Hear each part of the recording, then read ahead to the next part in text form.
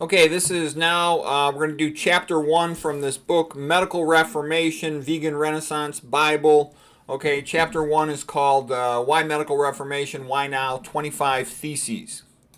Okay, and this is reminiscent of Martin Luther when he posted the 95 Theses on the church door in Wittenberg in Germany back in 1517, which was thought to be, was considered the beginning of the Protestant Reformation.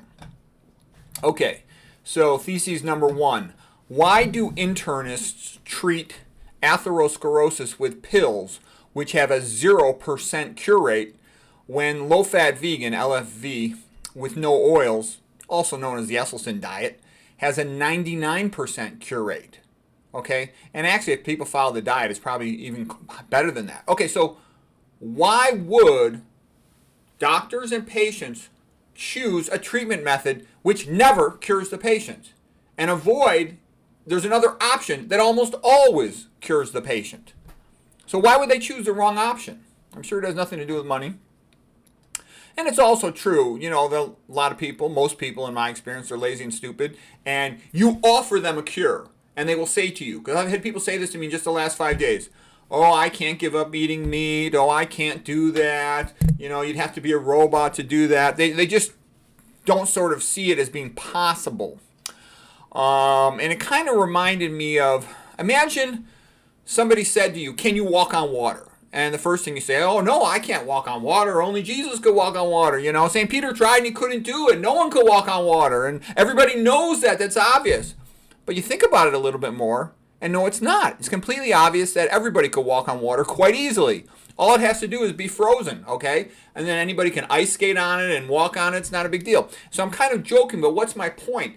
Is all you have to do is look at epidemiology, and every illiterate moron that eats a plant-based diet in these old traditional communities, they're all fine. They don't have any coronary artery disease, obesity, diabetes, none of this stuff. So all you have to do is figure out who is successful and can I imitate them? I mean, it's not rocket science. Okay, thesis number 2. Why do cardiologists treat coronary artery disease with stents, which has a near 0% cure rate? Except for during an acute heart attack. It's going to be very useful to have them open up a coronary artery during an acute heart attack. When low-fat vegan with no oils has about 99% cure rate for chronic coronary artery disease, CAD. Why do surgeons treat chronic coronary artery disease with open heart surgery, which also has a near 0% cure rate? When again, LFV, low-fat vegan, 99% cure rate. So it kind of goes back to the whole structure of the healthcare system. Basically, the assumption is always made for standard of care. Everything goes by standard of care. And the majority of medical patients are cognitively slow, okay? The people watching these videos, you're intelligent people, you're seeking out knowledge and information. You're not the average patient in a hospital. The average patient in a hospital, they're hypertensive, diabetic, older. Quite often they're alcoholics, drug addicts. They've had multiple small silent strokes before, cigarette smokers. And you would say, well, why is it that way? And it's because people who do those things are sick all the time, okay? And it's also true that stupid people get sick a lot more than smart people because they always do stupid things. And then the doctor's not paid for talking to them. Doctor's paid, give them a drug, do a surgery, okay? That's where the money comes from. So once again, and Esselstyn had pointed this out, the most common cause of death in the Western world is coronary artery disease and heart attacks. And they can also lead to arrhythmias and stuff. And they're essentially not treated. You got these, nonsense treatments, drugs, surgery, and stents that don't work. I mean, you can open up a blockage and relieve chest pain on exertion. So you can decrease cardiac anginal pain. But you're not changing all-cause mortality because you're not treating all the small vessels that go into the cardiac muscle, the intramyocardial branches, for example, or the more distal even epicardial branches. Okay. Thesis number 3. Most cardiologists, cardiac surgeons, vascular surgeons don't even know that atherosclerosis is a blood clot. That bridging molecules overcome the zeta potential. That hemorrheology and atherothrombosis theory explain atherosclerosis. That circulating endothelial precursor cells form a neointima. This is like a basketball player not knowing how to dribble. I can tell you, I did a fellowship at Harvard with an emphasis on vascular disease, all right, imaging guided surgery, which is also called interventional radiology. And every week I went to vascular conference, and I'm in there with cardiologists, and I'm in there with vascular surgeons, some of the best vascular surgeons in the world, okay? Never once did it ever come up that atherosclerosis is a blood clot. And I don't recall ever discussing diet in these conferences, not once. And of course, that was a long time ago. You know, that was back in the 1990s when I did my fellowship at Harvard in interventional radiology with an emphasis on vascular disease. Okay, we did a lot of balloon angioplasty, stenting, thrombolysis, and all that stuff, transcatheter. All right, and I know, I'm not going to say any names, but I know some of the most famous researchers in the world doing research on things like pulmonary emboli, treatment of diabetes, prevention of atherosclerosis. And I can tell you, even now, if you go over to Brigham and Women's Hospital, they're doing a lot of work, and they're sort of claiming that atherosclerosis is largely due to a combination of elevated cholesterol, which is true, that's known, and due to inflammation. I think this idea of it being due to inflammation is kind of bogus because Esselstyn easily reversed it with a low-fat diet. And it's also true a high-fat animal food diet causes some inflammation. But what I'm saying is, just because you elevate CRP in the blood, that doesn't mean that you specifically have inflammation. It could also be functioning as a myokine due to depletion of muscle glycogen. So anyways, we're not going to get into that much, but this idea of saying it's due to inflammation just provides an excuse to give another drug. Whereas you're not even talking about the fact that you can put them on a low-fat vegan and just cure them if they're willing to follow it. Okay, number 4. And by the way, very few doctors know it's a blood clot. Once you understand atherosclerosis is a blood clot, all of a sudden you can start connecting all kinds of things that before you just couldn't put it together. Like, why can a 15-year-old with sickle cell anemia have a myocardial infarction? Because it's a blood clot. Okay. Okay, number 4. Thesis number 4. Why do doctors treat type 2 diabetes with pills that have a 0% cure rate when it can usually be cured with low-fat vegan diet?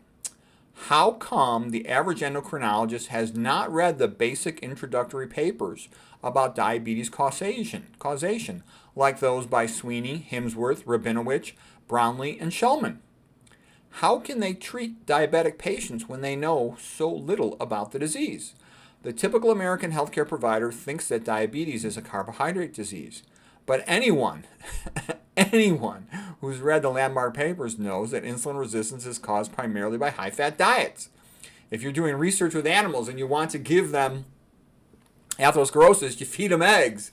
If you want to give them diabetes, you feed them a high-fat diet, like especially saturated fat. Populations eating low-fat plant-based diets almost never get type 2 diabetes, and this has been known since the 1920s. Conventional medicine is ignorant of this and thus functionally illiterate. So functional illiterate is somebody who knows how to read but doesn't read. Okay, and I can tell you, I have some friends, and I asked them who's the best diabetes doctor in the city, and, I went and met with some university endocrinologists, and I wanted to talk to them. I was interested in understanding diabetes because I was interested in understanding what causes dementia, and I was trying to work out some subtle, nuanced, complex aspects of it, okay? So when I went to meet with these endocrinologists, I'm like, well, what do you think of this paper, Sweeney paper, Himsworth paper, Rabinowitz paper, Brownlee paper, Shumley paper, Taylor paper? They're like, oh, we haven't read those. And I'm like, these are all the basic papers of diabetes. They haven't read any of them, okay? So how could they be treating diabetic patients? Because they know the drugs. They know exactly what drug to prescribe in all these different situations, but they really have no clue about what causes the disease.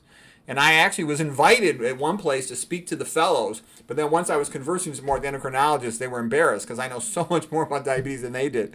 And that's what I used to think when I was young, you have to send the patient to the specialist because the specialist is going to know a lot more about their specialty condition. But what I've learned now is, nah. Boards exams are based on what's in the conventional textbooks, and the conventional textbooks say the same thing just about for almost every chapter, including diabetes. Nobody knows what causes it, increased incidence with aging, take these pills to slow it down, okay? It's partly genetic, all right? So that's why anybody just as curious can learn these diseases quite often more rapidly than somebody who's done a fellowship in the subject. That sounds bizarre, but it's actually true.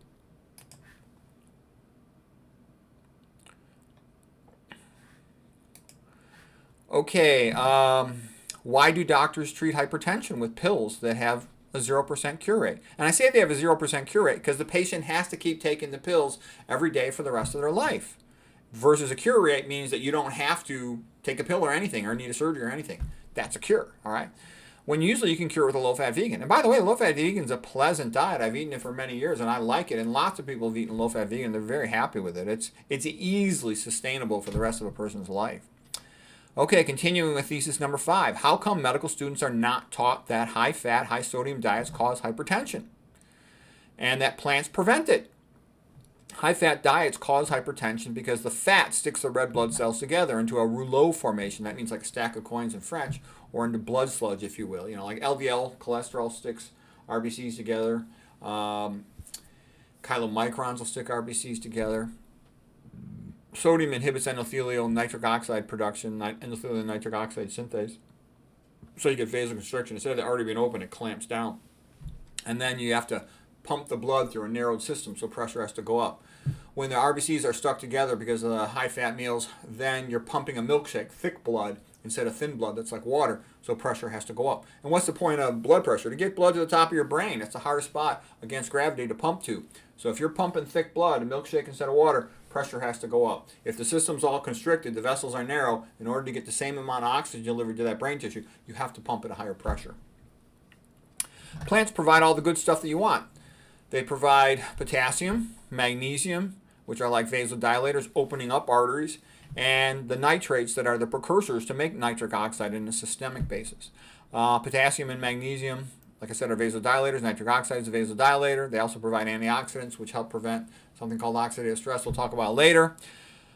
Pathology books will tell you that 95% of hypertension is essential or of unknown cause. And I can tell you, they still say that to this day. 90 to 95% is unknown cause, which is completely ridiculous, okay? It's not true.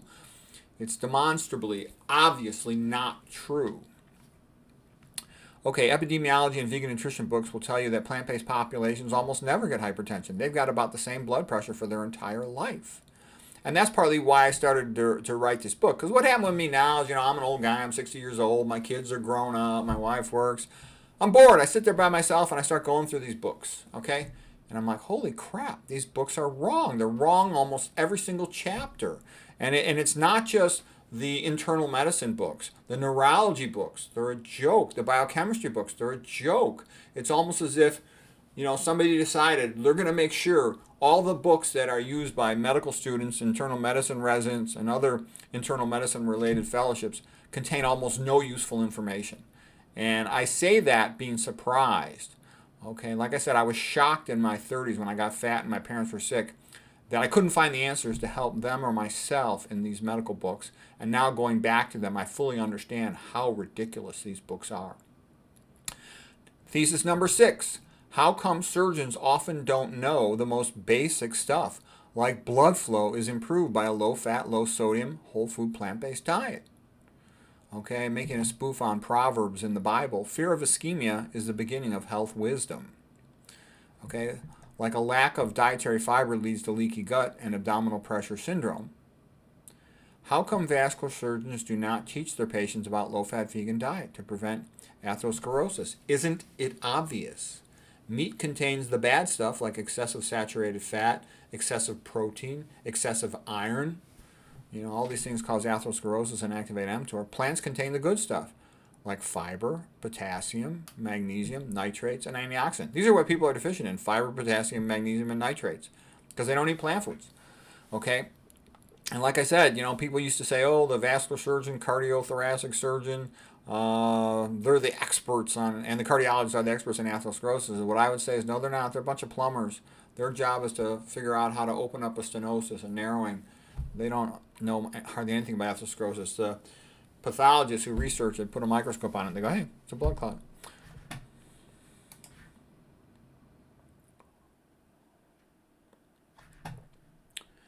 Okay, how come medical schools do not teach nutrition, toxicology, and this is thesis number 7.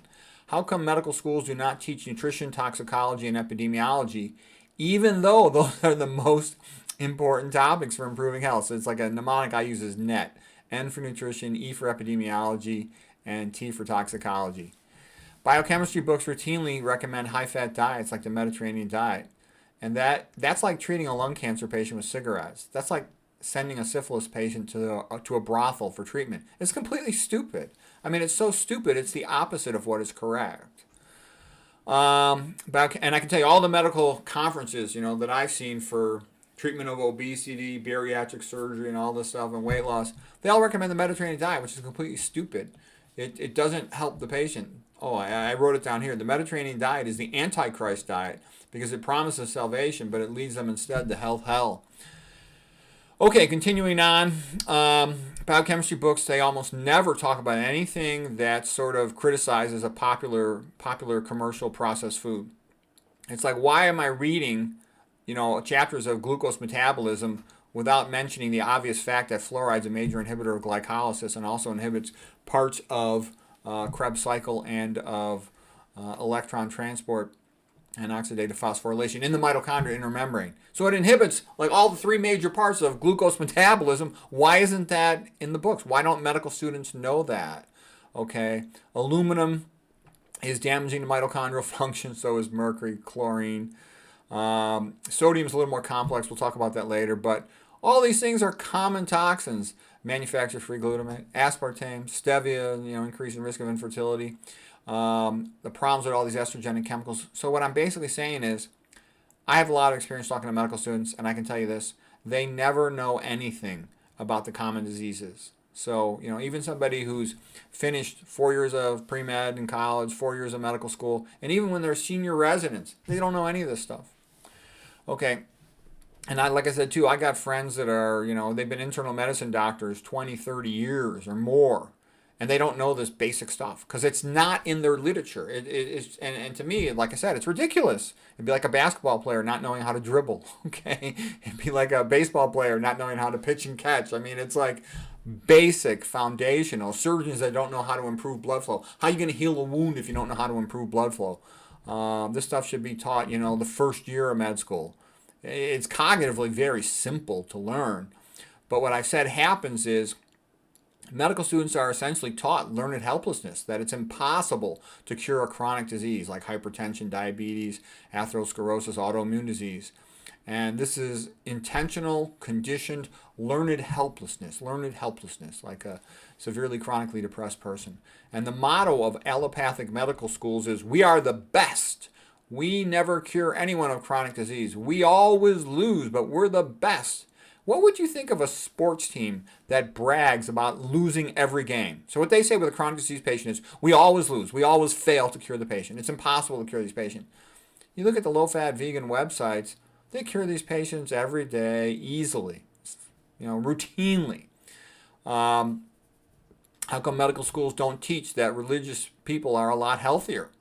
Okay, there's animosity towards religion. There's this attitude of, we only need, science, atheistic, Darwinistic science. Okay, and that reminds me a lot of Stalin. All right, that's not, what people want. Religion is the friend of the poor people. The two big friends of the poor people are religion and free speech. Okay, they don't have any money. They can't pay for anything or buy anything, but being able to speak a true opinion and also having the religion, those are things that empower them, okay? And remember what religion means, like in Latin, religare, legare, to ligate, to tie together, to tie a people together.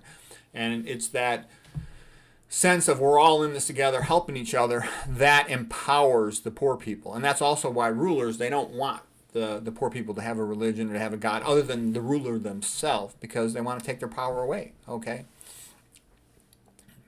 All right, thesis number 8. Why do doctors treat autoimmune disease with powerful pills similar to chemotherapy that have a 0% cure rate, when it can often be cured by low-fat vegan and other things to prevent leaky gut, preventing leaky gut? All these things that are like processed food like GP, F-, aluminum. Ivy League pathology books do not even mention leaky gut. Okay, how ridiculous is that? The most common cause of autoimmune disease. And it's not even mentioned in the book. But then they'll mention all these powerful drugs that are like, cancer chemotherapy to treat them. Ridiculous. All right, medical students graduate from without ever having heard of leaky gut. I was amazed the first time I had this because I always like to ask medical students questions, as a way of teaching. You can call it the Socratic method of teaching. And I've learned from experience, they all say exactly the same thing. And the reason is they're all trained exactly the same way. Medicine rewards respect for the hierarchy, and it rewards conformity. It does not reward thinking. It does not reward reading on one's own. They keep them so busy they don't have time to read on their own. So I can tell them when I ask them all the standard questions about common Western disease, they don't know the answers to any of them. They'll get 100 out of 100 wrong, and that's why they can't cure any of these diseases. Okay, number 9. Why do medical centers, including many doctors in the Ivy League hospitals, recommend Mediterranean diet? I'm going to abbreviate that, MDT, for treatment of obesity and other health conditions. It's stupid. It almost doesn't forbid anything. Mediterranean diet is what a phony person says when they want to pretend they know what they're talking about, that they're an expert. But really, when they say Mediterranean diet, you know that they're a phony because it's nonsense. Okay, it allows alcohol, caffeine, dairy, meat, oils, high-fat plant foods like nuts and seeds. Just stupid. Okay, anybody who studied nutrition knows that Mediterranean diet is a big joke. And it gets recommended to a lot of people. You have patients like these pro football players with cognitive impairment, CTE, chronic traumatic encephalopathy, and they're recommending Mediterranean diet to them. How stupid is that? That's also why I laugh, because some people think, oh, Harvard or Yale or these other Ivy League schools, oh, the people over there, the doctors are so smart, they must know what they're talking about. No, they're all the same. All the medical places are the same. There's really not a dime's bit of difference between the big shot places and the small places, okay? I've worked at all these types of places. And the big shot places, they just drug the crap out of people, okay? Don't get me wrong. The students might have had better test scores to get in a lot of their residency programs, but that really doesn't translate into hardly any effect. Okay.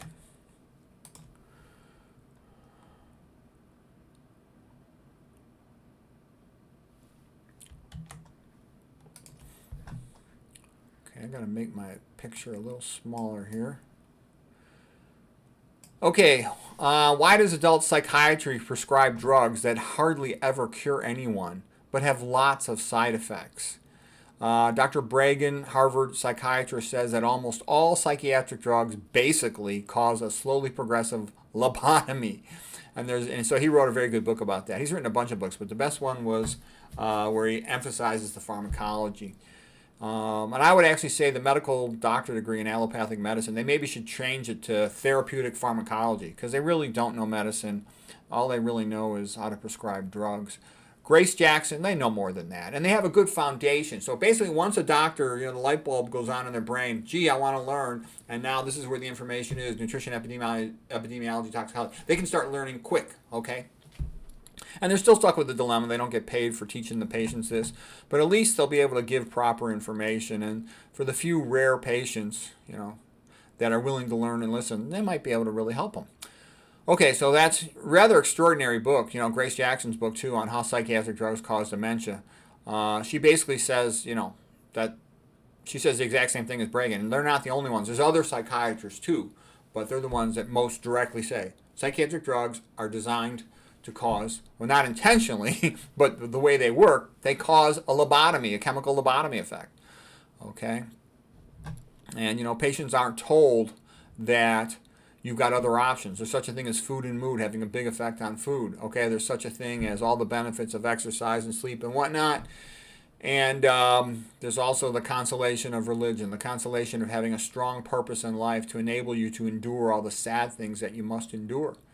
Okay, thesis number 11. Why do urologists operate on so many prostate cancers when the Dean Ornish research study has shown that these patients have a good chance to get a better outcome with a plant-based diet? We'll call it the Ornish diet and stress management. I always tell people Ornish rhymes with Cornish because they'll remember that. Cornish hen if they want to go look it up themselves. So yeah, the patients that, it was about, I forget the exact number, something like 98 or something, a bunch of biopsy-proven prostate cancers that decided not to have radiation or surgery. They went on a vegetarian diet and they did a little bit of walking or something, or stress management or meditation or some other stuff like that, but they kept their PSAs the same or reduced them, versus the patients that went, watchful waiting, same old diet and whatnot. They tended to elevate their PSAs and have to be recommended to go on to surgery or radiation. Okay, so the old joke is, what's the purpose of a prostate?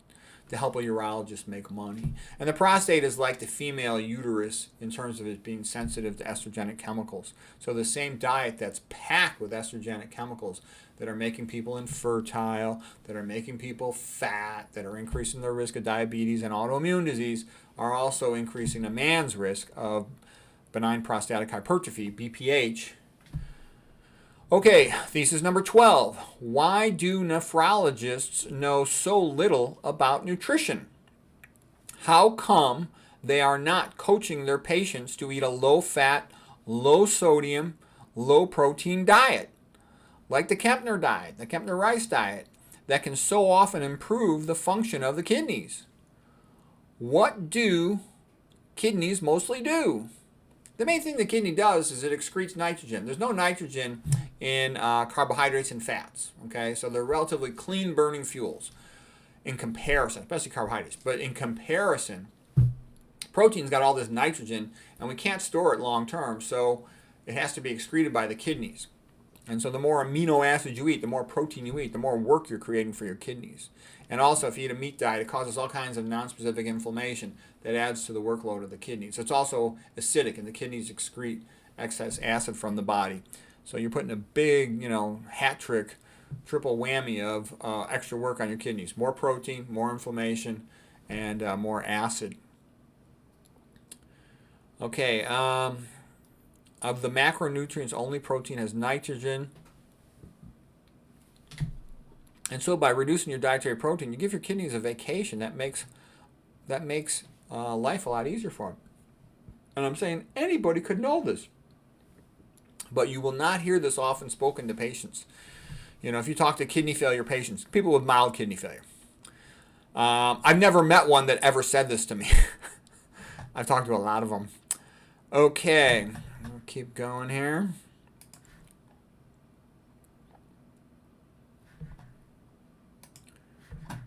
Why do pediatric psychiatry programs prescribe amphetamines to children when it's illegal to sell amphetamines to an adult on a street corner? These drugs put these children at high risk for brain damage and high risk for becoming chronic psychiatric patients. This is poisoning patients. Thomas Schaus said this, the psychiatrist, back in the 1960s. And I'm sure this has nothing to do with putting profits over people. Friends, Romans, countrymen, lend me your ears. I come to bury children, not to praise them. The noble psychiatrists have told you that amphetamines are good for children, and these psychiatrists are honorable men. You all did love children once, and not without cause. What cause withholds you then to mourn for them? O judgment, thou art fled to brutish beasts, and men have lost their reason. Bear with me. My heart is in the coffin with these children, and I must pause till it come back to me.